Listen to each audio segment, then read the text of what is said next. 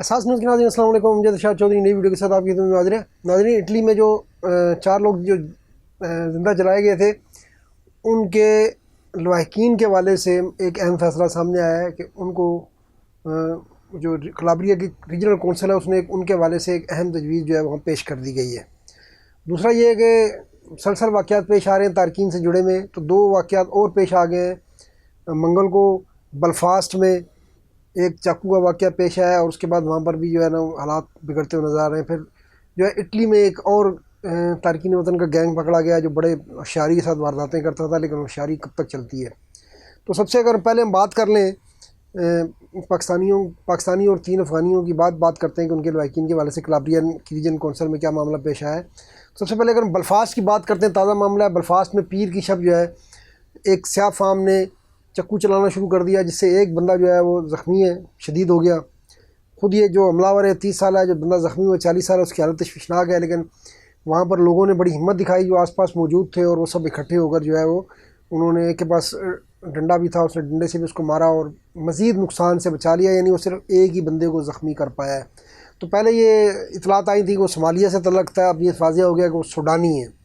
تو اس پہ اب جو ہے شمالی آئرلینڈ برطانیہ کا ہی حصہ ہے. ظاہر برطانیہ جو ہے آپ کو پتہ 4 حصوں میں ہے. انگلینڈ ہے، ویلز ہے، اسکاٹ لینڈ ہے اور شمالی آئرلینڈ. تو بلفاسٹ جو ہے شمالی آئرلینڈ کا دارالحکومت ہے. تو اچھا، شمالی آئرلینڈ اس حوالے سے بڑا حساس ہے. وہاں نیشنلزم آپ کو پتہ ہے کہ برطانیہ کے خلاف بھی ایک بڑا عرصہ وہاں علیحدگی کی تحریک چلتی تھی. تو وہاں پہلے بھی اس طرح کا واقعہ پیش آیا تھا، تو اس کے بعد تارکین وطن کے خلاف بہت مظاہرے شروع ہو گئے تھے. تو ابھی خدشہ یہ ظاہر کیا جا رہا ہے کہ یہ واقعہ، اس کی ویڈیو بھی بن گئی، ویڈیو جو ہے وہ وائرل بھی ہو گئی. تو یہ واقعہ بھی جو ہے اب وہاں برطانیہ، پورے یورپ میں عمومی طور پر برطانیہ اور خاص طور پر جو ہے نا شمالی آئرلینڈ جو ہے بلفاسٹ، وہاں پر جو ہے نا یہ تارکین وطن کے لیے زمین مزید جو ہے وہ تنگ کرے گا. دیکھیں، ہر ایسا واقعہ یورپ میں تارکین وطن کے لیے زمین تنگ کر رہا ہے. اب یہ لوگوں کو اس وقت سمجھ میں نہیں آ رہی، لیکن اب اس وقت کیا ہو رہا ہے کہ اس وقت نئے تارکین جو آ رہے ہیں ان کے لیے سختیاں ہو گئی ہیں نا. اب کاغذ واغذ آہستہ آہستہ آپ بھول جائیں.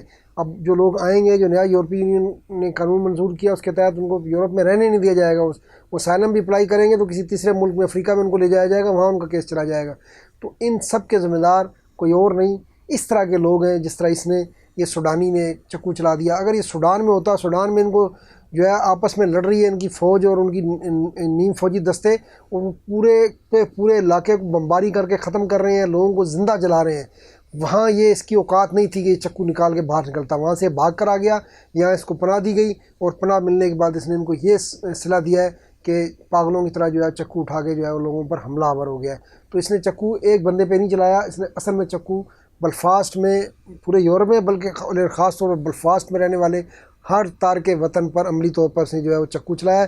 اس پہ فرسٹ منسٹر جیسے وزیر اعلیٰ ہوتا ہے، لیکن ظاہر وزیر اعلیٰ کے پاس بہت اختیارات نہیں ہوتے. تو برطانیہ میں جو فرسٹ منسٹر ہیں ان کے پاس، اسکاٹ لینڈ کا ہو یا آئرلینڈ کا، شمالی آئرلینڈ کا، ان کے پاس بہت اختیارات ہیں. تو مچل اونیل جو ہے انہوں نے بڑا سخت جو ہے رد عمل دیا، اور بلفاسٹ کی جو پارلیمنٹ ہے علاقائی، اس پہ یہ معاملہ زیر بحث آیا ہے.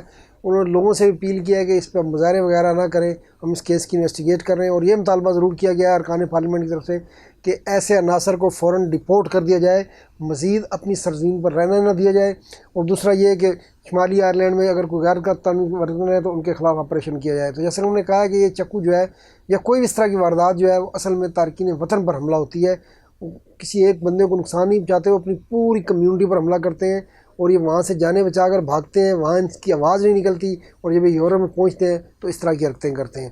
اس طرح کا معاملہ ریجو میلیا میں بھی پیش آیا ہے. اٹلی میں 3 پکڑے ہیں مصری پولیس نے. یہ اس طرح ڈرامہ کرتے تھے کہ 2 اسکوٹر پہ آتے تھے، کہیں بندہ اکیلا دیکھتے تھے، خاتون اکیلی دیکھتے تھے، اس سے موبائل یا نیکلس یا جو بھی اس نے کوئی قیمتی چیز کے پاس ہوتی تھی وہ چھین لیتے تھے.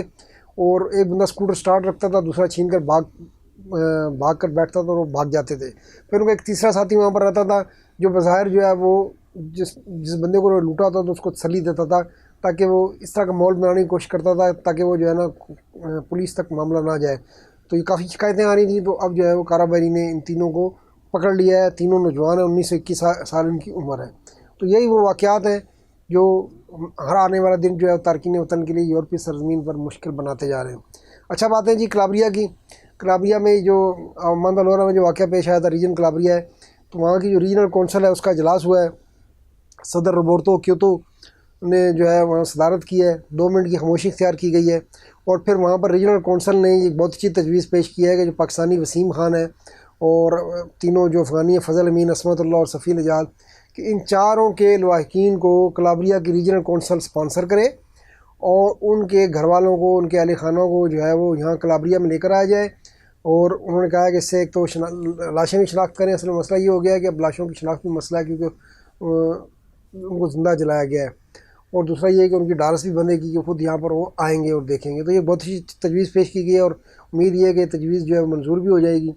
اور یہ کام ویسے ہم نے پچھلی ویڈیو میں آپ کو تجویز پیش کی تھی کہ پاکستانی تنظیموں کو کرنا چاہیے کہ اٹلی میں جو ہیومن رائٹس کا ایک شک ہے اس کے تحت پوری دنیا سے لوگ لائے جاتے ہیں، تو اس طرح کے ظلم کا، جس طرح وسیم خان پاکستانی شکار ہوا ہے، زندہ جلایا گیا ہے، تو اس طرح کے جو ظلم کا شکار ہوتے ہیں پاکستانی، ان کے اور کچھ نہیں ہے تو ان کے جو ہے گھر والوں کو اس ویزے کے تحت جو ہے وہ اٹلی لایا جائے۔ تو وسیم خان کے لیے تو کلابریا کی ریجنل کونسل میں یہ معاملہ بل بھی پیش ہو گیا ہے، تو اس پہ پاکستانی تنظیموں کو کوشش کرنی ہے، ٹھیک ہے ان کو لائیں، لاشیں شناخت بھی کرائیں، اور اب تو کیا پاکستان انہوں نے کیا لے کے جانا ہے، تو وہیں تدفین بھی کر دیا ہے، اور ان کے جو لواحقین ہیں، ان کے گھر والے ہیں، جو بیوی بچے ہیں یا ماں باپ ہیں جو بھی ہیں، ان کو جو ہے وہ انسانی ہمدردی کے تحت اٹلی میں قیام کی اجازت دی جائے۔